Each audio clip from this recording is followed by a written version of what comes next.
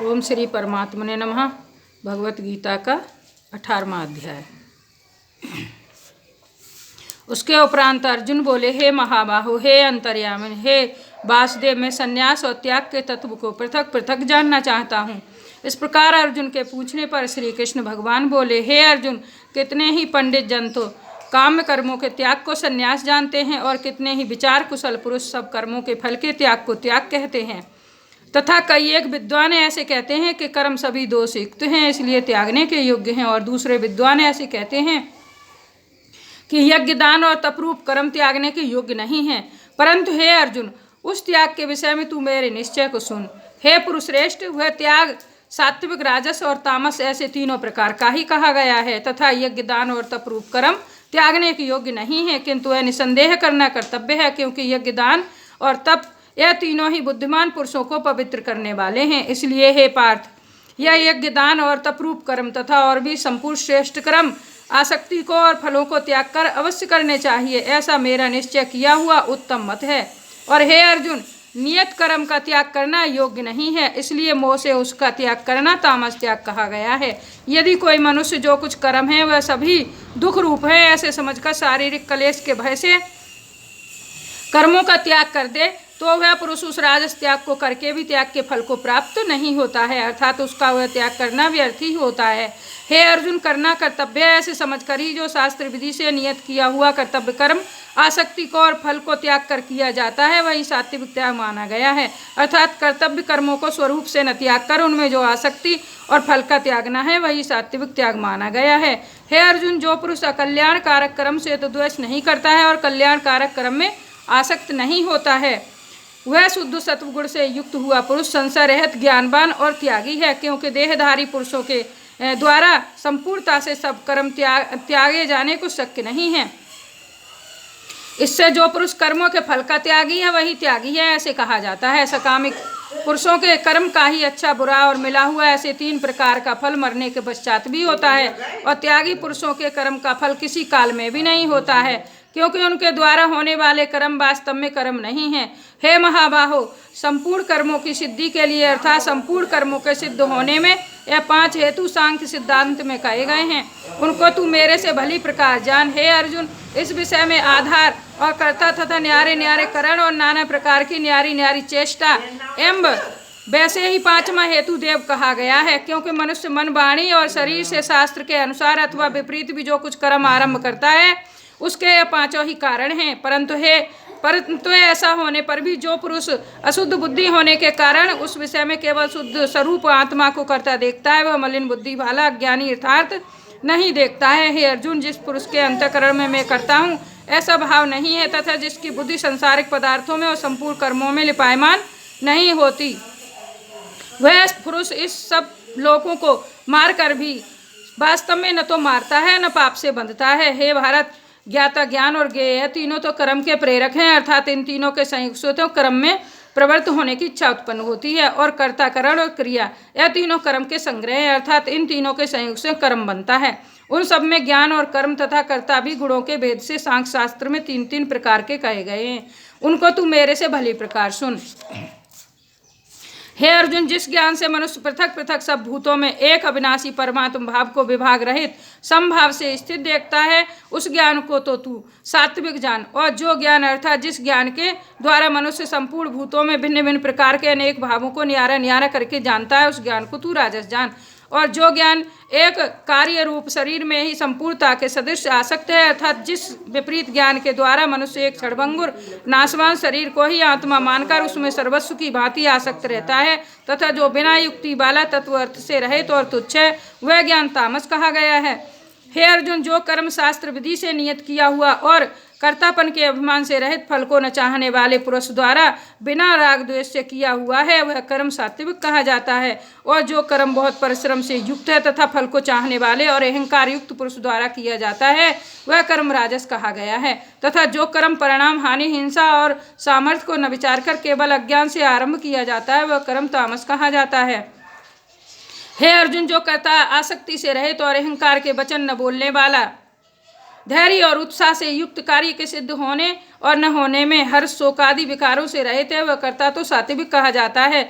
जो आसक्ति से युक्त कर्मों के फल को चाहने वाला और लोभी है तथा दूसरों को कष्ट देने के स्वभाव वाला, अशुद्धाचारी और हर्ष शोक से लिपायमान है, वह कर्ता राजस कहा गया है। जो विक्षेप युक्त चित्त वाला, शिक्षा से रहित, घमंडी, धूर्त और दूसरे की आजीविका का नाशक एवं शोक करने के स्वभाव वाला, आलसी और दीर्घ सूत्री है, वह कर्ता तामस कहा जाता है। हे अर्जुन, तू बुद्धि का और धारण शक्ति का भी गुणों के कारण 3 प्रकार का भेद संपूर्णता से विभाग पूर्वक मेरे से कहा हुआ सुन।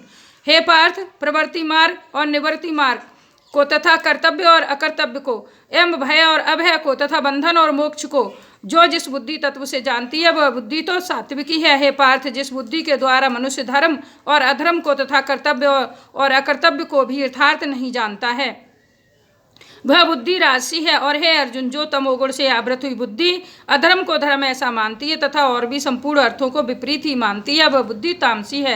हे पार्थ, ध्यान योग के द्वारा जिस अव्यभिचारिणी धारणा से मनुष्य मन, प्राण और इंद्रियों की क्रियाओं को धारण करता है, वह धारणा तो सात्विक ही है। और हे प्रतापुत्र अर्जुन, फल की इच्छा वाला मनुष्य अति आसक्ति से जिस धारणा के द्वारा धर्म, अर्थ और कामों को धारण करता है, वह धारणा राजसी है।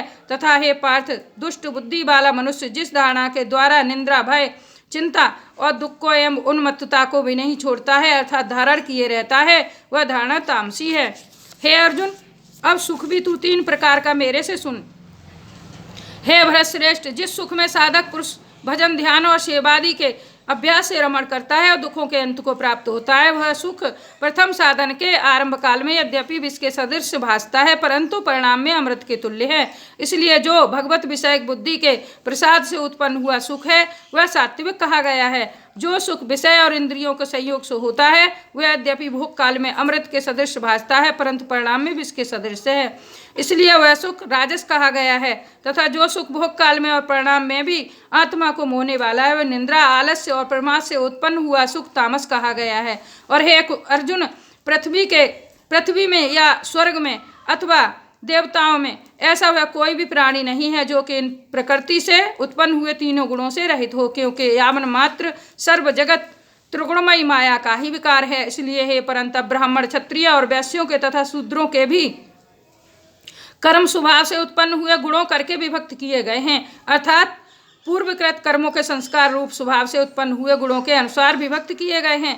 उनमें अंतःकरण का निग्रह, इंद्रियों का दमन, बाहर भीतर की शुद्धि, धर्म के लिए कष्ट सहन करना और क्षमा भाव एवं मन, इंद्रियां और शरीर की सरलता, आसक्ति बुद्धि, शास्त्र विषय ज्ञान और परमात्म तत्व का अनुभव भी, ये तो ब्राह्मण के स्वाभाविक कर्म हैं। सूरवीरता, तेज, धैर्य, चतुरता, युद्ध में भी न भागने का स्वभाव एवं दान और स्वामी भाव अर्थात निस्वार्थ भाव से सबका हित सोचकर शास्त्र ज्ञान अनुसार शासन द्वारा प्रेम के सहित पुत्र तुल्य प्रजा को पालन करने का भाव, ये सब क्षत्रिय के स्वाभाविक कर्म हैं। खेती, गौपालन और क्रिय विक्रिय रूप सत्य व्यवहार, ये वैश्य के स्वाभाविक कर्म हैं। और सब वर्णों की सेवा करना यह शूद्र का भी स्वाभाविक कर्म है। एवं इस अपने अपने स्वाभाविक कर्म में लगा हुआ मनुष्य भगवत प्राप्ति रूप परम सिद्धि को प्राप्त होता है। परंतु जिस प्रकार से अपने स्वाभाविक कर्म में लगा हुआ मनुष्य परम सिद्धि को प्राप्त होता है, उस विधि को तू मेरे से सुन। हे अर्जुन, जिस परमात्मा से सर्वभूतों की उत्पत्ति हुई है और जिससे यह सर्व जगत व्याप्त है, उस परमेश्वर को अपने स्वाभाविक कर्म द्वारा पूजकर मनुष्य परम सिद्धि को प्राप्त होता है। इसलिए अच्छी प्रकार आचरण किए हुए दूसरे के धर्म से गुण रहित भी अपना धर्म श्रेष्ठ है, क्योंकि स्वभाव से नियत किए हुए स्वधर्म रूप कर्म को करता हुआ मनुष्य पाप को नहीं प्राप्त होता है। अतएव हे कुंती पुत्र, दोष युक्त भी स्वाभाविक कर्म को नहीं त्यागना चाहिए, क्योंकि धुएं से अग्नि के सदृश सभी कर्म किसी न किसी दोष से आवृत हैं।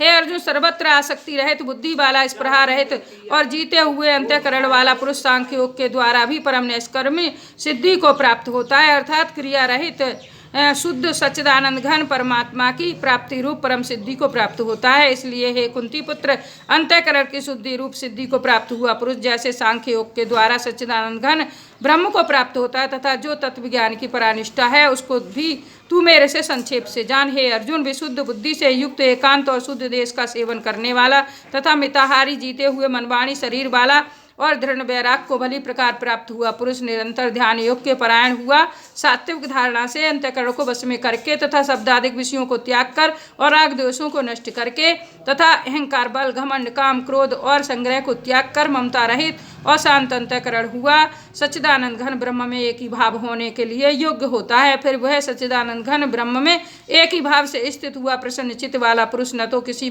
वस्तु के लिए शोक करता है और न किसी की आकांक्षा ही करता है, एवं सब भूतों में संभाव हुआ मेरी पराभक्ति को प्राप्त होता है। उस पराभक्ति के द्वारा मेरे को तत्व से भली प्रकार जानता है कि मैं जो जिस प्रभाव वाला हूँ तथा उस भक्ति से मेरे को तत्व से जानकर तत्काल ही मेरे में प्रवेश हो जाता है, अर्थात अनन्य भाव से मेरे को प्राप्त हो जाता है। फिर उसकी दृष्टि में मुझ वासुदेव के सिवाय और कुछ भी नहीं रहता। मेरे परायण हुआ निष्काम कर्म योगी तो संपूर्ण कर्मों को सदा करता हुआ भी मेरी कृपा से सनातन अविनाशी परम पद को प्राप्त हो जाता है। इसलिए हे अर्जुन, तू सब कर्मों को मन से मेरे में अर्पण करके मेरे परायण हुआ समत्व बुद्धि रूप निष्काम कर्मयोग का अवलंबन करके निरंतर मेरे में चित्त वाला हो। इस प्रकार तू मेरे में निरंतर मन वाला हुआ मेरी कृपा से जन्म मृत्यु आदि सब संकटों को अनायास ही तर जाएगा, और यदि अहंकार के कारण मेरे वचनों को नहीं सुनेगा तो नष्ट हो जाएगा, अर्थात परमार्थ से भ्रष्ट हो जाएगा। जो तू अहंकार को अवलंबन करके ऐसा मानता है कि मैं युद्ध नहीं करूंगा, तो यह तेरा निश्चय मिथ्या है, क्योंकि क्षत्रियपन का स्वभाव तेरे को जबरदस्ती युद्ध में लगा देगा। हे अर्जुन, जिस कर्म को तू मोह से नहीं करना चाहता है उसको भी अपने पूर्वकृत स्वाभाविक कर्म से बंधा हुआ परवश होकर करेगा, क्योंकि हे अर्जुन, शरीर रूप यंत्र में आरूढ़ हुए संपूर्ण प्राणियों को अंतर्यामी परमेश्वर अपनी माया से उनके कर्मों के अनुसार भ्रमाता हुआ सबूत प्राणियों के हृदय में स्थित है।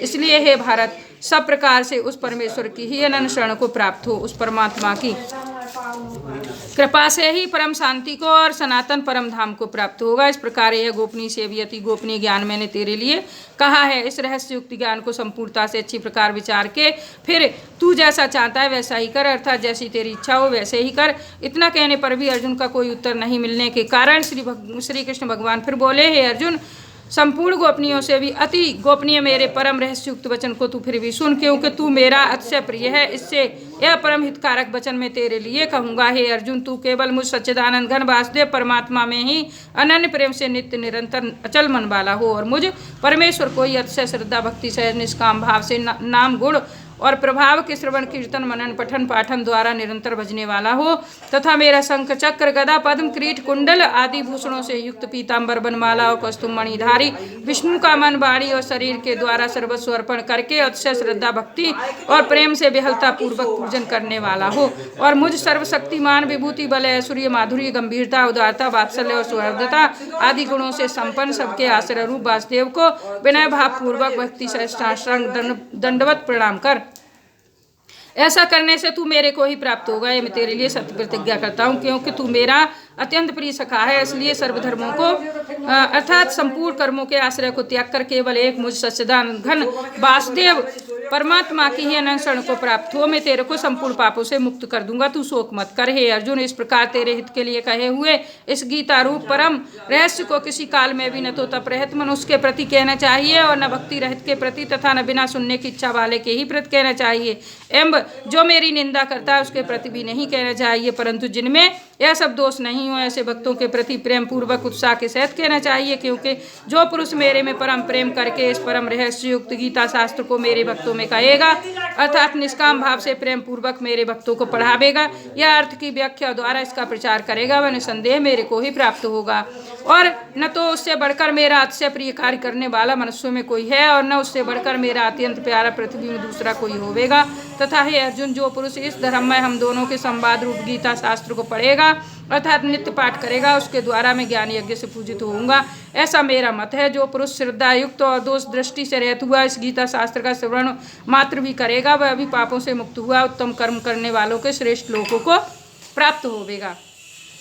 इस प्रकार गीता का महत्व कहकर भगवान श्री कृष्ण चंद्र आनंद करने अर्जुन से पूछा, हे पार्थ, क्या है मेरा वचन तेने एकाग्र चित्त से श्रवण किया, और हे धनंजय, क्या तेरा अज्ञान से उत्पन्न हुआ मोह नष्ट हुआ?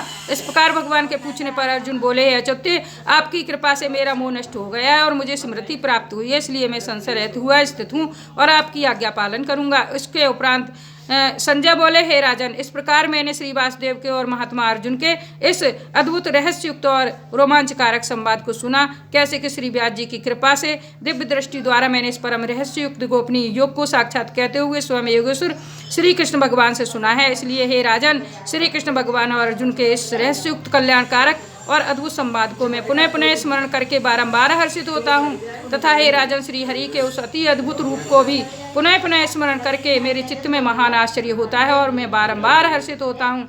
हे राजन, विशेष क्या कहूँ, जहाँ योगेश्वर श्री कृष्ण भगवान है और जहाँ गांडीव धनुधारी अर्जुन है, वहीं पर श्री विजय विभूति अचल नीति है, और ऐसा मेरा मत है।